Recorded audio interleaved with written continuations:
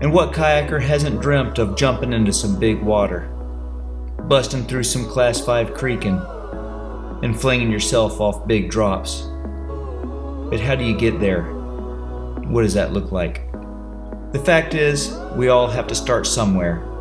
And when a new kayaker closes his eyes, he does dream of waterfalls, big runs, and a river that turns into a playground.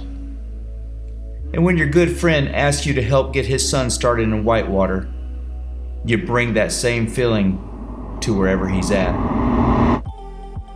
YouTube world, I'd like you to meet Luke Champ, Kevin Champ's son, and this is day one in a whitewater kayak. He's had a little pool practice with his dad, but we're down here at Saxapahaw Lake. This will be a little time to get him familiar with some things and to teach him a few concepts and to let me see where he's at mentally and physically. you went. Oh. So right off the bat, I teach Luke about torso rotation and pelvic tilt and how to use your core to get a paddle stroke versus just your hand. And I really didn't take it too much further than that. I just wanted him to know that these things are out there and get him used to moving his body around in that boat and steering from the rear of the boat with stern draws, bow prise. Just kind of a really quick 10 or 15 minute once over for all the things that we're going to be starting to implement over the coming months. Luke is ready. We're going to go load a truck, set shuttle, grab Pedro, and go hit Glencoe to Redslide. You ready, Luke? Yeah.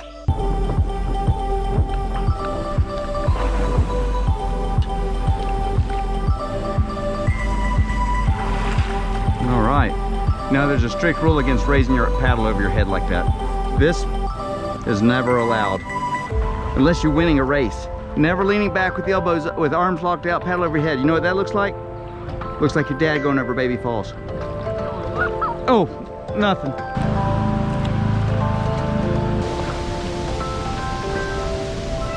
So what we did, since the water was extra low, is we just put in on the mill race at the parking lot and paddled upstream until the takeout point here where we could just shuttle down to the river as you see below there.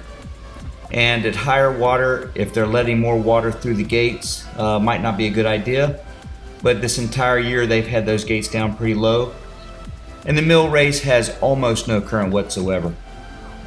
Now Kevin didn't believe I would put this in here, and I'm fully prepared for all the internet Karens to go ballistic and have an aneurysm over this next little bit I'm showing you here. But this should terrify you even more about dams. Some styles of pour-over dams like this have caves as part of the design, caves behind the curtain. And what you can probably figure out is that with any real flow whatsoever, a boil line will form both downstream and upstream of the pour-over. In other words, you could be stuck on the back side of the curtain and nobody would ever know you're there. They can't even get a rope to you. Now it's obvious with this little water coming over the dam, there is no actual danger of getting stuck. There's no boil line.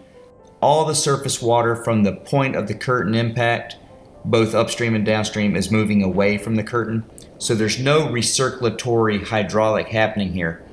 And you can't just tell people dams will kill you always, because people are smarter than that. However, a lot of people don't understand just how deadly they are. And just a little more water coming over this dam, and I'm not even talking feet of water, I'm talking just a few inches of water. And this is a completely different scenario, just a complete 100% no-go. So I'm just going to try to keep it real. It's obvious that if the water's low enough, the dam in itself will not kill you. However, these things are not like normal, natural occurring features. When they get any kind of flow whatsoever, there is no escape from the hydraulic that it forms.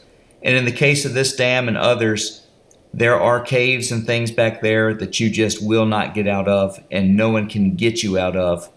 So be terrified, stay away. Don't get a wild hair and try to run these as a thrill-seeking thing. There are plenty of natural flow waterfalls out there just screaming for you to come run them. Stay on those. And so now with our river at dog days of summer low levels and our tour of the cave dam behind us, we get on with Luke's first day on the river. And we are here at the Glencoe to Redslide section of the Haw River. The water level was just above 2 feet, so it's going to be pretty low. And the fun thing about this river though is as it gets lower, it opens up a ton of small narrow channels that'll give Luke that feel of creaking, a lot of rock interaction, but without a lot of push and flow that'll make him pay for his mistakes. He will have to scooch over a few rocks, but he'll get the joy of making that boat maneuver through little twists and turns and little chutes and little places to go, just like the big boys do on the real stuff out in the mountains. Only this is perfect for Luke as he gets to get acquainted with the Whitewater boat, how the river feels beneath him, and how to start dealing with rocks. Like a champ, literally.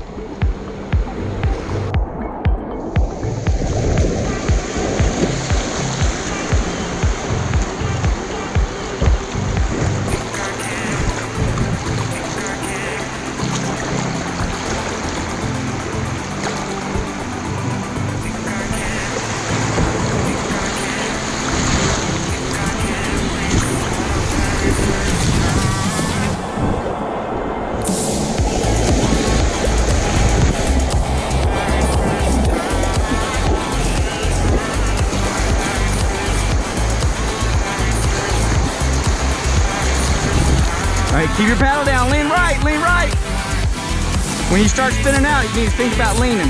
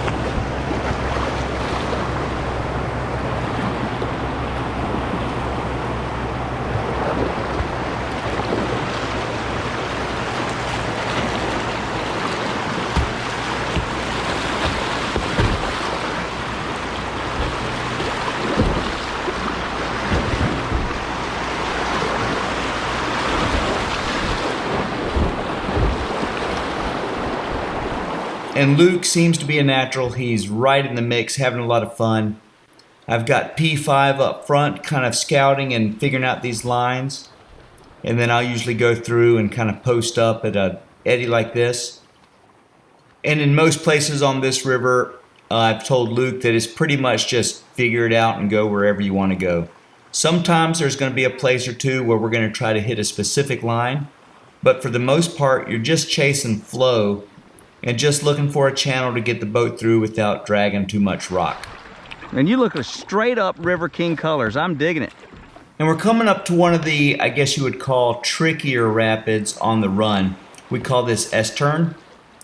And what he's going to need to do is kind of weave through the low water here. And you can see me coaching, leaning, edging. I've kind of got it all boiled down into one. I want him to lift his left edge for that oncoming current. Yep. Lean right. Lean right. Good. Very nice, Luke. And later we will start differentiating between leaning your body and edging your kayak because they are not exactly the same. Although a lot of times, especially in more dynamic water, you will do both or a combination of both at the same time. But today, lean right kind of covers everything. And here we are at one of the bigger drops of the run, 2 or 3 foot ledge. And this will get juices flowing for a first time kayaker. And Luke crushes it. Now Luke is not a first time paddler per se. He's done a lot of longboat trips with his dad, some kayak camping.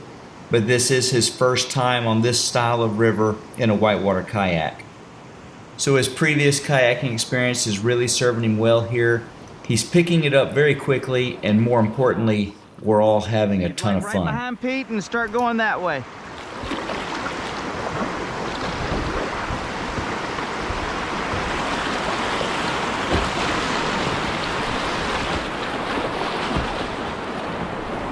Well, maybe we'll go this way.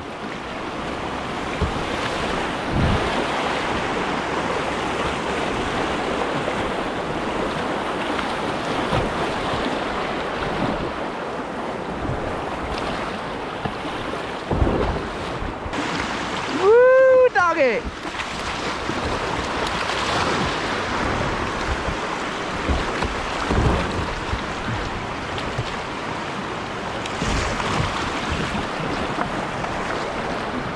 Yes! And if you watch the channel, you will notice that I use low flow runs very often for beginners. And the reason I do that is because I believe it is more fun for the paddler, more relaxed. They get to kind of feel their boat going through the little twists and turns. And they can do that without the big push of a full-on whitewater river.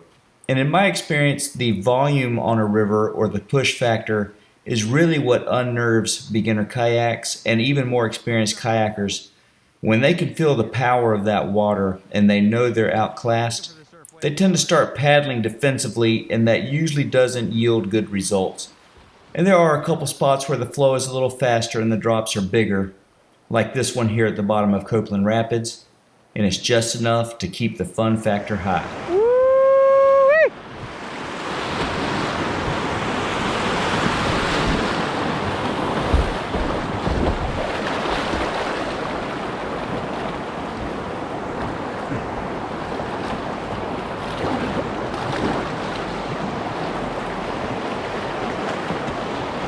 Go somewhere, go somewhere. Paddle hard. You looked at it too long.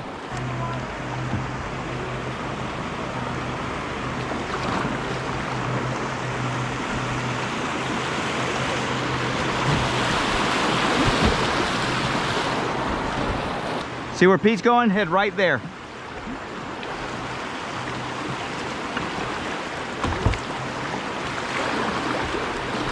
Yep, go right, paddle, paddle forward, paddle forward, paddle forward.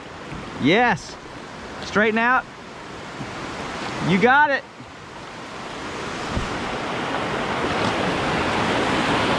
Woo! Yeah, Luke. Oh yeah. Break time. All right, so we're here at this neat looking rock. But more so, we got a little sand here, and it's time to stretch the legs, take a little break. How you liking it, Luke? He's crushing it. All right, break's over. We had a good break. Fish were nibbling at Pete's legs. Luke went swimming. We didn't bring any snacks. I'm thinking custard, like ice cream at Witt's down there in Graham. Y'all feeling that? Sure. It's for winners only, Luke. Make sure you don't swim. He's so close.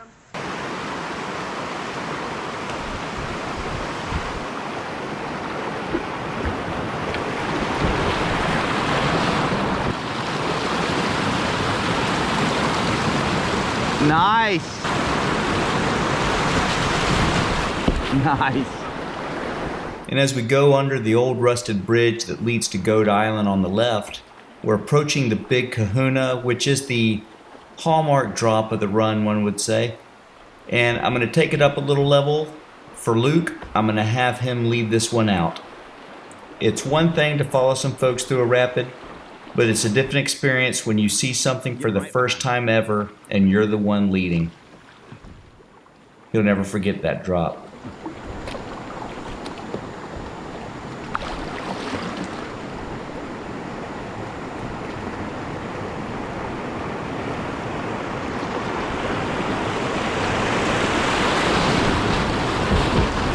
Yeah.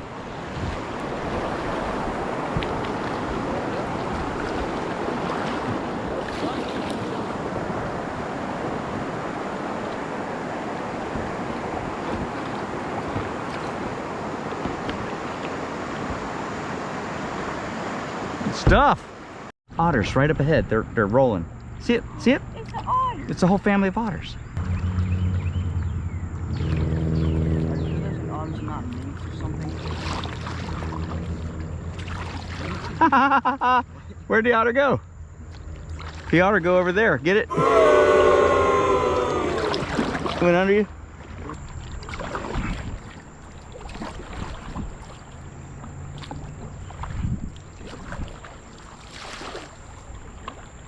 So those aren't minks. Yep.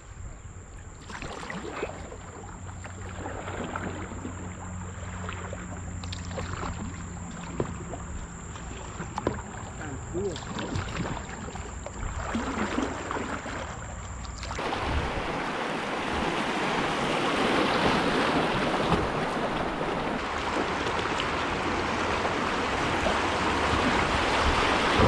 Hand paddle the rest of it. Couldn't be more proud of Luke. He did a fantastic job on his first run in a whitewater boat, and I know his dad Kevin was super proud, and I'm sure we'll all be seeing a lot more of Luke here in the near future. And if you're considering taking your kids into whitewater, I would definitely consider looking at a style of river such as this with a flow of about the same rate. It doesn't have to be big to be fun. Those kids will never forget it. And like the saying goes, you don't have to be good to start, but you have to start to get good. And my main goal when getting a paddler started, and especially with kids, is to make sure it's fun. And I don't want anyone scared, and obviously you don't want anyone injured, but you do want them to have fun, and you want them to get a taste of what's out there. And a run like this seems to be the perfect launch pad to get that ball rolling. And just remember that each kid and or grown paddler will be different from one another in what they're looking to get out of kayaking, how far they want to go, how quickly they'll learn, how quickly they'll become comfortable with things. And the ultimate goal is to create that spark which you can fan into a flame and keep presenting the opportunities as they come to keep going to the next level. Hope you've enjoyed it. Congratulations, Luke and Kevin. I know you're proud.